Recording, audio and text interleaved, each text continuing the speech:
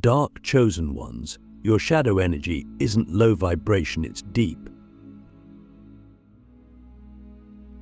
There's something you felt your entire life but could never quite explain.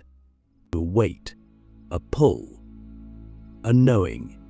It's not sadness, though it sometimes looks like it. It's not anger, though it can burn like fire. It's not fear, though it has wrapped itself around your bones in moments of silence. It's something older, something primal, something sacred. And for most of your life you were told that this feeling, this shadow energy, was low vibration, that it made you broken, unhealed, negative, or even dangerous. But what if that was a lie? What if your shadow energy isn't low at all? What if it's just deep? So deep, in fact, that it scares people, it unsettles them. Not because it's wrong, but because it touches something inside them they've forgotten how to face. You, the one who feels too much, the one who sees through masks, the one who walks through this world as if they are carrying something invisible and enormous. You are not broken. You are not lost. You are not cursed. You are called. Click subscribe to this channel to get more profound spiritual lesson. You are what I call a dark chosen one.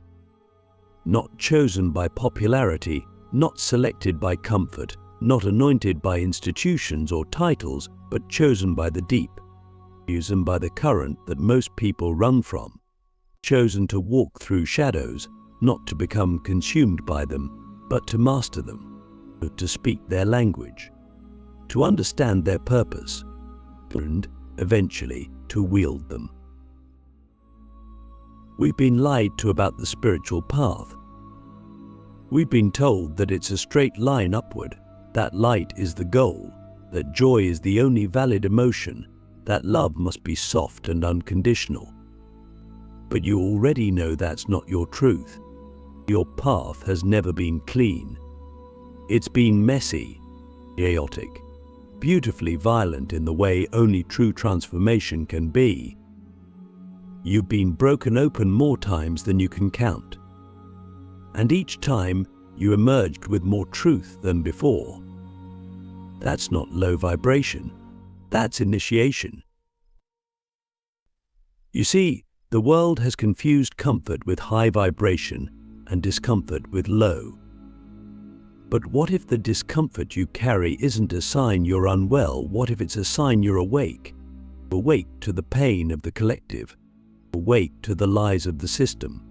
Awake to the fractures in your own lineage, your own psyche, your own soul.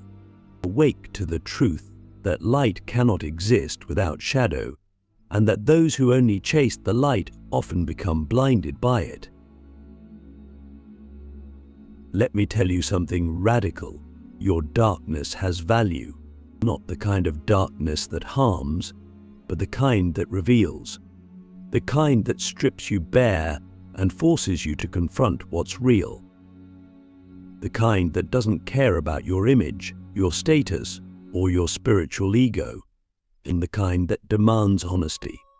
That's the frequency you operate on. And that frequency is not for everyone. But it's everything for those who are ready. Because here's the truth. The deepest healing doesn't come from bypassing pain, it comes from walking through it with your eyes open. It comes from facing the parts of yourself you were taught to hide. The rage, the grief, the jealousy, the hunger, the chaos, the need, all of it, not to be destroyed by it, but to alchemize it. That's what you're here to do. You're not here to avoid the fire. You're here to become it. So let's talk about what that really means. To be a dark chosen one isn't about being better than anyone else. It's about having the capacity to sit with what others run from. It's about being emotionally literate in a world that has gone numb. It's about feeling the collective grief, in the silence of a room and still having the courage to speak truth into it. It's about seeing through illusions not just in society, but in yourself. And it's about choosing to evolve anyway.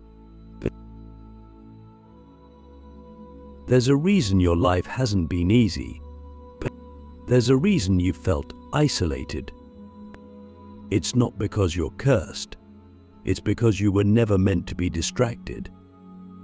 You were meant to remember. Remember the ancient codes in your DNA. Remember the power that lives in your breath, in your body, in your silence. Remember that you are not here to be saved, because you are the one who saves themselves. Over and over again. People will misunderstand you. They'll project onto you.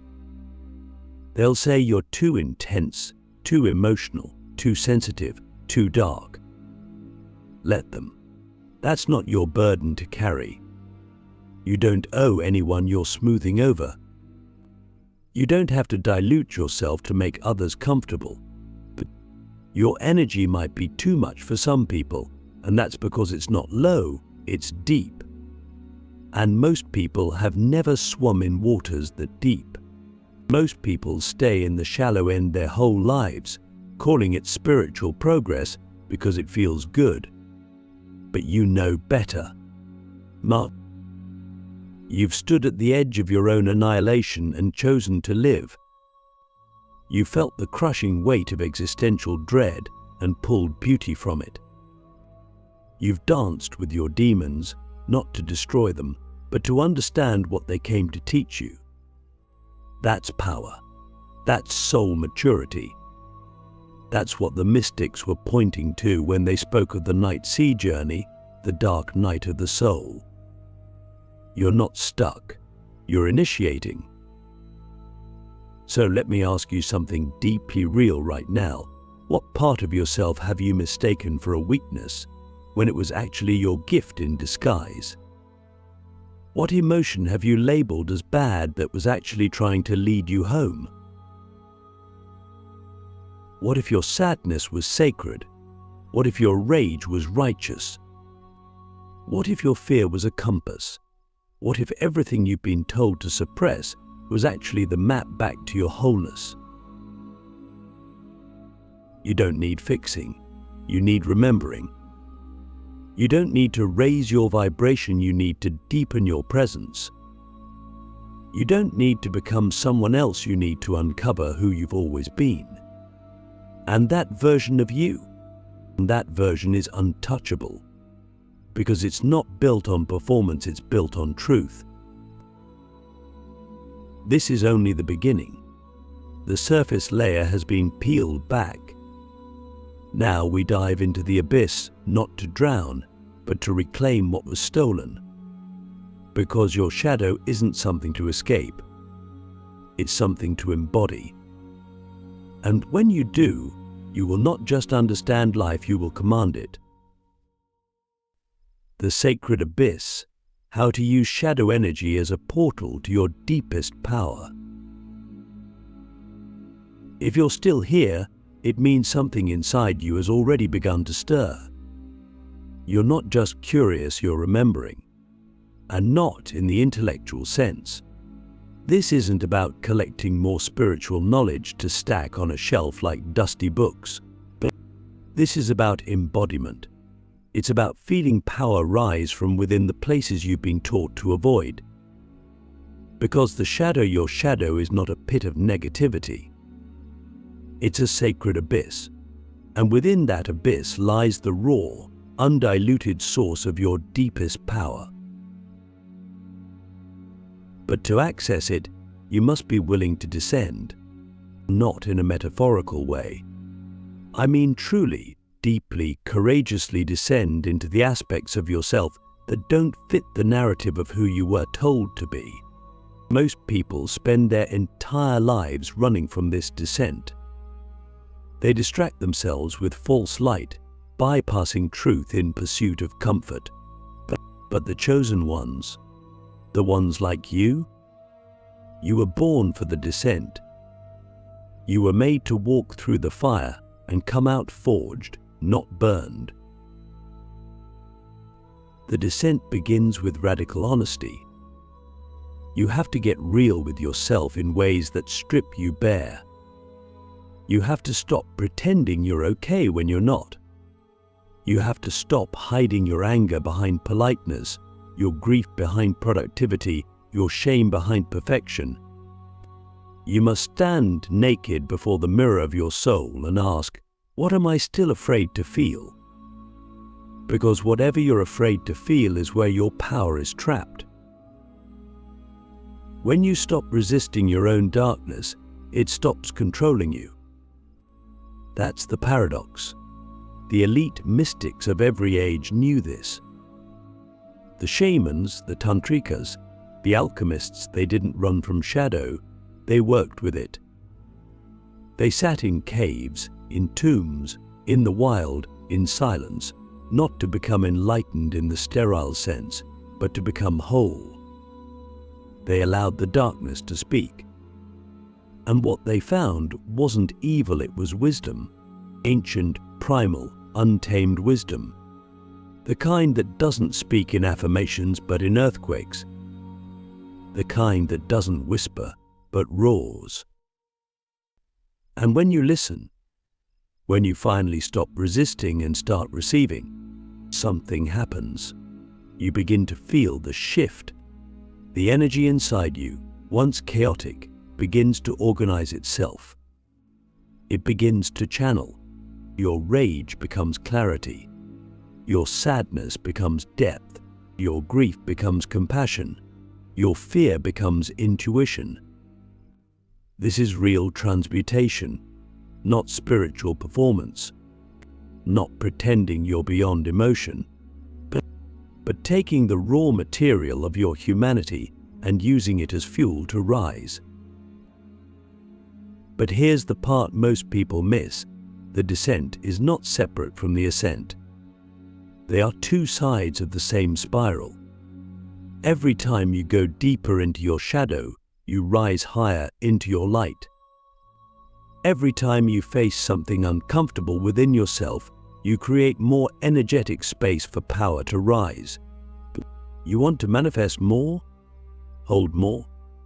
Lead more? Then you must feel more. You must be willing to carry the full weight of your soul. You see, most people try to create from false light. They try to manifest from surface-level positivity, from mental constructs that haven't been integrated emotionally. That's why it doesn't stick. That's why they burn out. Because the foundation isn't rooted in truth. But when you create from shadow, when you create from a place of deep integration, your creations are magnetic, unshakable, very aligned. Let's get practical.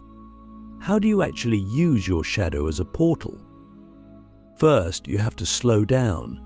Shadow doesn't reveal itself in speed. It emerges in stillness. Create space in your life to be alone, to unplug, to feel.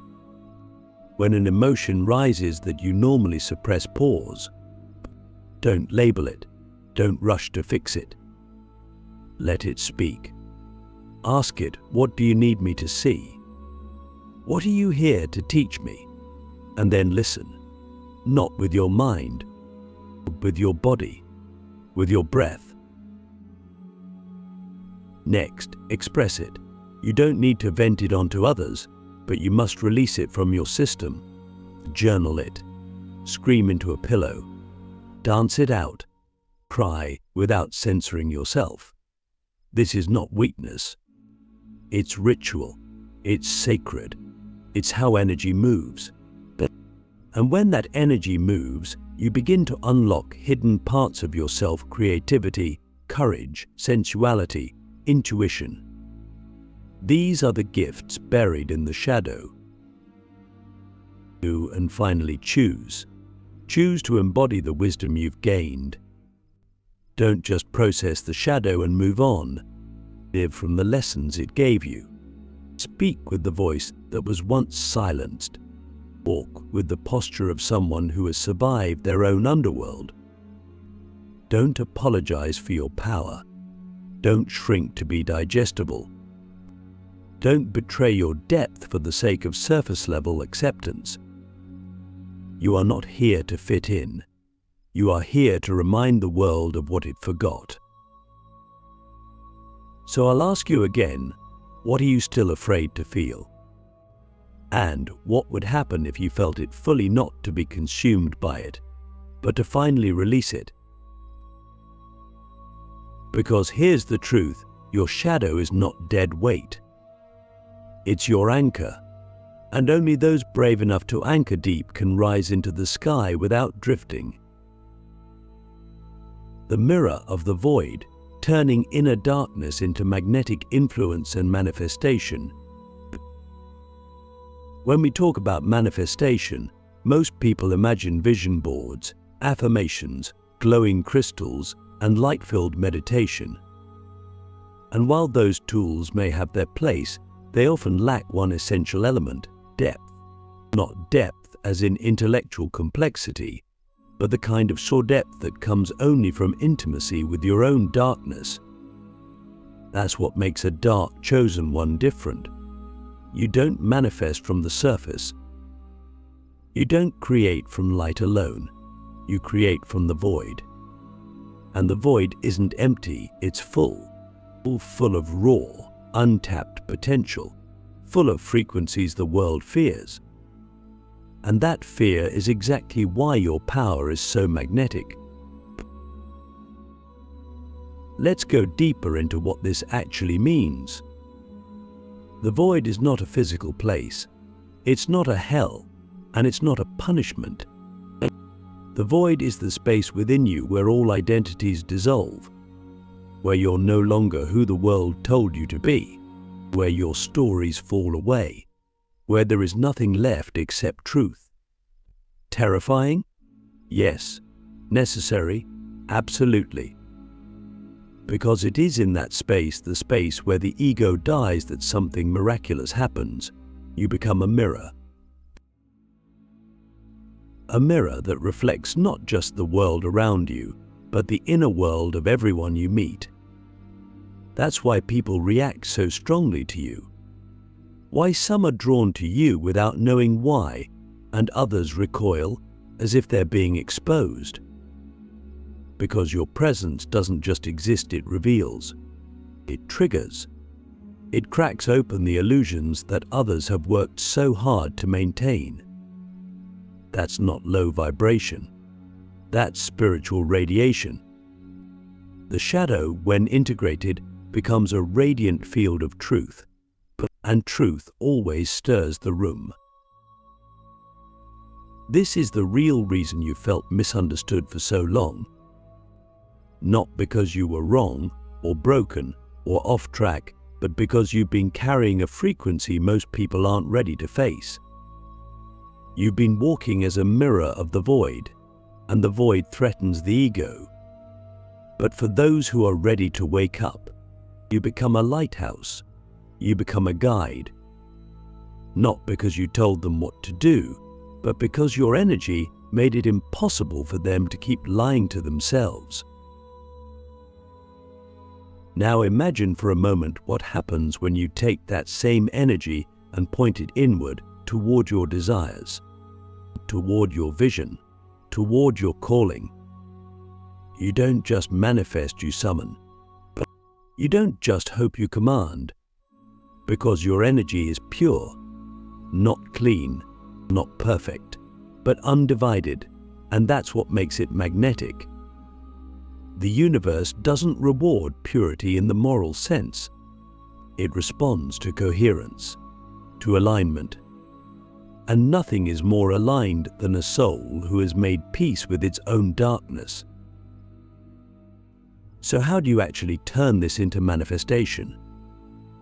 First, you stop chasing. Stop trying to attract things from a place of lack. The void doesn't chase. It pulls. It receives. It draws in exactly what matches its frequency. So instead of asking, how do I get what I want? Ask, what must I become so that what I want has no choice but to arrive? That one question changes everything. Next, you must hold the frequency of what you desire not just in your thoughts, but in your body. If you want power, you must embody power before the world reflects it. If you want love, you must hold the vibration of openness, even when you're alone. If you want abundance, you must stop leaking your energy into fear and start anchoring into trust. This is not about pretending, it's about practicing. You practice the frequency until it becomes your new baseline. And from that place, manifestation isn't a ritual, it's a byproduct of your being. But here's the catch. The deeper your frequency, the more polarizing your presence becomes. You must be willing to be misunderstood, to be rejected, to be misread, because not everyone will see your depth as beauty. Some will see it as threat. But you're not here to be liked, you're here to be true. And truth, especially dark truth, always comes with a cost. But the reward, power, impact, peace, alignment, all flowing not from control, but from surrender. So I ask you now, are you willing to be the mirror? Are you willing to sit inside the void without needing to escape it? And from that stillness, are you ready to summon the life that is already yours, just waiting for you to remember how to call it in? Because when your shadow is no longer your prison but your portal, you don't just influence people, you alter reality. The rise of the dark chosen, living unapologetically as a fully integrated soul. But you've come this far, and that in itself is rare. Most people turn back the moment the path gets dark. But not you. You stayed, you listened, you descended. And in that descent, you discovered something that can never be taken from you, your wholeness. Now, there's only one question left. Will you rise? To rise as a dark chosen one doesn't mean you become someone new. It means you finally stop hiding who you've always been. You stop performing for a world that never understood your depth. You stop trying to fix what was never broken. You stop editing your truth just to be palatable. You stop shrinking your power just so others won't feel small in your presence. But you rise not because you're done with the shadow, but because you've integrated it. You've made it part of your light, part of your voice, part of your walk. So what does it look like to live as a fully integrated soul? It looks like authenticity that doesn't ask for permission. It looks like presence that doesn't need to be explained. It looks like power that doesn't announce itself, it simply is. You no longer need to prove anything. You don't need to argue your worth. You don't need to convince anyone of your path. You just walk it, with your head held high and your roots sunk deep into the earth. You begin to lead not from ego, not from dominance, but from energetic sovereignty. People feel you before you speak. They sense the weight of your presence. They may not always understand it, but they respect it. Because you've done the work they've avoided. You've faced the wounds they've denied. You've stood in the fire and didn't flinch. That's what makes you different, not better, just awake. Being awake in a sleeping world comes with responsibility. You become a mirror, a guide, a disruptor. You carry a frequency that shakes old systems. You challenge the false light with your embodied truth. And yes, that will trigger many, but don't let that stop you. Because for every person who resists your frequency, there are others who need it. Please, who are starving for it. Who are waiting for just one person to go first so they can remember what they are, too. You won't have to say much. Your life becomes the message. Your energy becomes the sermon. Your shadow becomes the temple. And your presence, that becomes the permission that sets others free. Make no mistake, living this way isn't easy. You'll be tested. You'll be asked to choose between comfort and truth, between belonging and authenticity, and between silence and expression. But if you've made it this far, you already know what your soul will choose. You didn't come here to blend in. You came here to ignite. So now I ask you, are you willing to stop dimming your light just because it casts shadows? Are you willing to let the full spectrum of your being be seen, felt, and heard? Are you ready to live with nothing held back, not your rage, not your love, not your magic, not your truth? Because when you do, you become unshakable. You become ungovernable by the illusions of this world. You become uncontainable by labels, systems, or expectations. You become what you were always meant to be, a living embodiment of the sacred dark and the sovereign light. A paradox, a force, a presence. You are not here to be healed, you are here to be whole. You are not here to be saved, you are here to remember. You are not here to chase light, you are here to become it, shadow and all. This is the rise of the dark chosen, and it begins with you, right now, not tomorrow, not someday, now. So rise, stand in your depth, speak your truth, live your fire, and let the world feel what can no longer be denied. You, fully, unapologetically, awake,